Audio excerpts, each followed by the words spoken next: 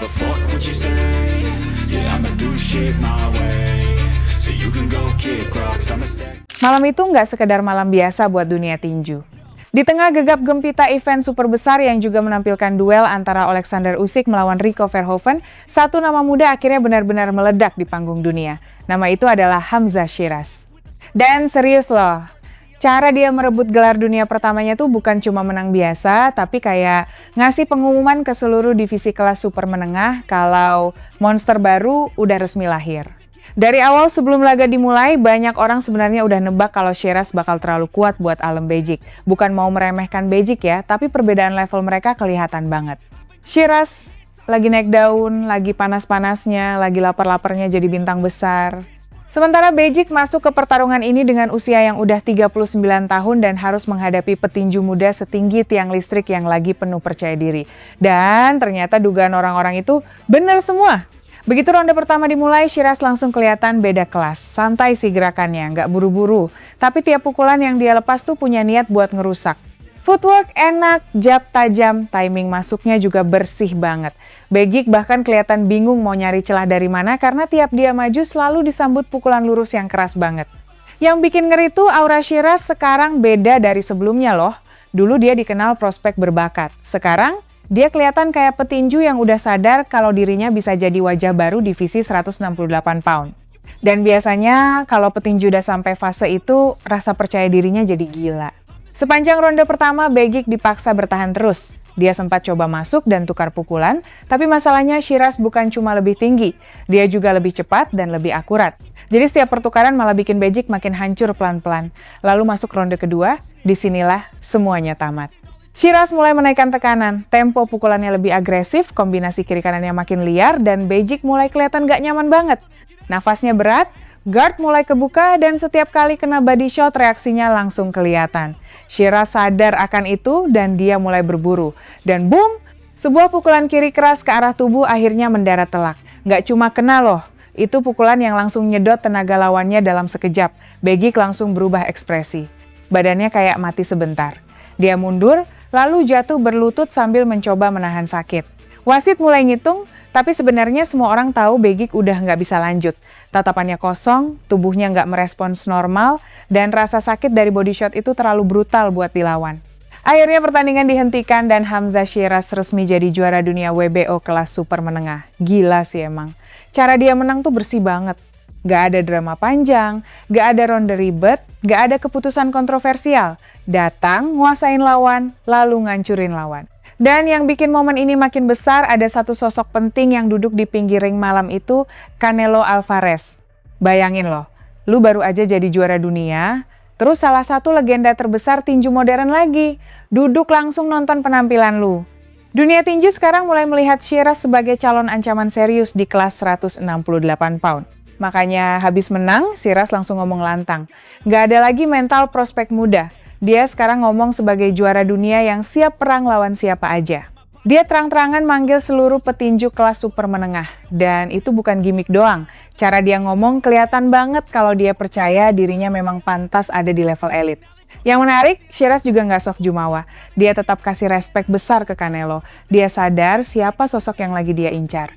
Buat banyak petinju, menghadapi Canelo itu kayak mimpi terbesar dalam karir. Dan Shiraz juga ngerasa begitu, tapi bedanya dia nggak cuma pengen numpang terkenal. Dia yakin bisa menang kalau kesempatan itu datang. Nah ini yang bikin divisi 168 pound jadi makin seru. Selama ini kelas super menengah identik dengan nama-nama besar dan petinju senior.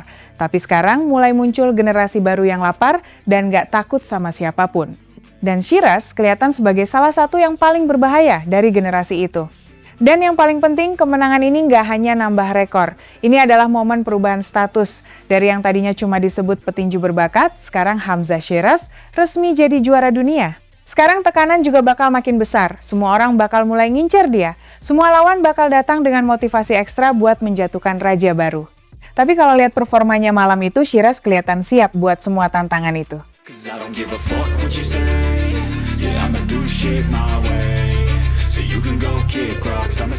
Dunia tinju lagi panas banget loh. Bukan karena kemenangan dominan, bukan karena KO brutal yang bikin semua orang kagum, tapi karena satu pertarungan yang sekarang malah bikin fans ribut di mana-mana. Dan pusat kekacauan itu adalah duel antara Alexander Usyk melawan Rico Verhoeven di Piramida Giza, Mesir. Pertarungan yang awalnya dianggap cuma formalitas buat Usyk, malah berubah jadi malam paling menegangkan dalam karirnya. Serius loh, sebelum laga dimulai, mayoritas orang ngira ini bakal jadi panggung santai buat Usyk. Banyak yang anggap Rico cuma legenda kickboxing yang nekat nyebrang ke dunia tinju buat cari sensasi. Orang-orang mikir pengalaman tinju profesional Usyk terlalu jauh, terlalu matang, terlalu lengkap. Apalagi Usyk datang dengan status monster tak terkalahkan, juara dunia kelas berat, dan petinju nomor 1 pound for pound versi banyak orang. Tapi ternyata kenyataannya beda jauh. Rico Verhoeven gak datang buat numpang lewat. Dan yang bikin semua orang kaget, dia benar-benar berhasil bikin Usyk ketakutan sepanjang pertarungan. Dari ronde awal aja udah kelihatan aneh, Rico nggak gugup sama sekali. Biasanya petarung kickboxing yang masuk dunia tinju tuh bakal kikuk, terlalu kaku atau gampang kepancing ritme petinju elit. Tapi Rico malah tampil disiplin banget. Jabnya aktif, footworknya rapi, badannya besar, dan tekanan fisiknya bikin Usyk nggak nyaman. Yang paling bikin syok tuh ronde pertama dan kedua. Banyak penonton merasa Rico justru lebih efektif. Bahkan para juri ternyata memang memberikan ronde-ronde itu ke Verhoeven. Bayangin loh, Usyk yang biasanya kelihatan santai dan superior malah dipaksa mikir keras sama petarung yang dianggap orang luar di dunia tinju. Dan makin lama pertarungan berjalan, atmosfernya makin liar. Usyk memang masih menunjukkan kualitasnya sebagai petinju elit. Kombinasi pukulannya tetap tajam, movementnya tetap licin, dan IQ tinjunya jelas level dewa. Tapi masalahnya, Rico nggak hancur-hancur. Dia tetap maju, tetap ngotot. Tetap ngasih tekanan fisik yang bikin Usyk nggak bisa bertarung nyaman seperti biasanya. Bahkan di beberapa ronde tengah, Rico mulai kelihatan benar-benar percaya diri. Dia mulai berani masuk tukar pukulan, mulai memotong ring lebih baik, dan mulai membuat fans percaya kalau kejutan terbesar dalam sejarah olahraga bisa aja terjadi malam itu. Banyak fans yang nonton di rumah bahkan merasa Rico mulai mengambil alih momentum. Walaupun napasnya mulai berat dan wajahnya mulai rusak kena pukulan, dia tetap berdiri dan terus melawan. Itu yang bikin suasana makin tegang. Semua orang mulai sadar kalau upset terbesar dalam sejarah combat sports tinggal beberapa menit lagi jadi kenyataan. Di akhir ronde ke-11, Usyk akhirnya meledak. Dia mendaratkan uppercut keras yang menjatuhkan Rico ke kanvas. Arena langsung heboh. Usyk langsung maju brutal menghujani Rico dengan kombinasi tanpa henti. Rico memang terlihat kelelahan banget saat itu. Guardnya mulai turun, respon tubuhnya melambat, dan dia mulai terjebak di tali ring. Tapi masalahnya nih ya, waktu pertandingan tinggal 1 detik loh. Dan tepat di momen itulah wasit Mark Lyson masuk dan menghentikan pertandingan. Boom! Chaos! Langsung pecah. Fans di arena ngamuk, komentator sampai teriak histeris. Banyak orang nggak percaya pertandingan dihentikan di detik segitu. Karena menurut mereka, kalau Rico masih berdiri dan bel ronde tinggal 1 detik lagi, kenapa nggak dikasih kesempatan bertahan sampai ronde selesai? Itu yang bikin orang curiga. Apalagi setelah kartu skor keluar dan ternyata Rico memang unggul di salah satu kartu juri. Banyak fans langsung merasa Usyk diselamatkan malam itu. Karena kalau Rico bisa bertahan sampai ronde 12, segalanya masih mungkin terjadi. Bahkan ada kemungkinan terbesar dalam sejarah tinju modern bisa lahir di Giza, makanya media sosial langsung meledak. Ada yang bilang penghentian itu memalukan, ada yang nuduh dunia tinju lagi melindungi aset terbesar mereka. Ada juga yang ngomong kalau ini salah satu penghentian paling mencurigakan dalam sejarah perebutan gelar kelas berat. Yeah, of course, I thought it was an early stoppage, but in the end, it's not up to me. But still, I found it a little bit early. I believe the referee knows that we're almost at the end of the round. So, or let me go out on my shield, or let the bell go. That's what I thought. But like I said, it's not up to me. Dan jujur aja loh, kontroversinya memang susah dihindari. Karena kalau dilihat ulang, Rico memang lagi kena hujan pukulan, tapi dia juga belum jatuh kedua kali. Dia masih berdiri, dan bell ronde literally tinggal hitungan sepersekian detik. Itu yang bikin perdebatan gak bakal selesai dalam waktu dekat. Di sisi lain, ada juga yang bela keputusan wasit. Mereka bilang Rico udah habis saat itu. Badannya goyah, matanya kosong, dan kalau wasit gak masuk, mungkin Rico bisa kena damage lebih parah. Dan memang tugas wasit adalah melindungi petarung. Jadi ketika penghentian kontroversial terjadi 1 detik sebelum ronde selesai, wajar kalau fans langsung kehilangan kepercayaan.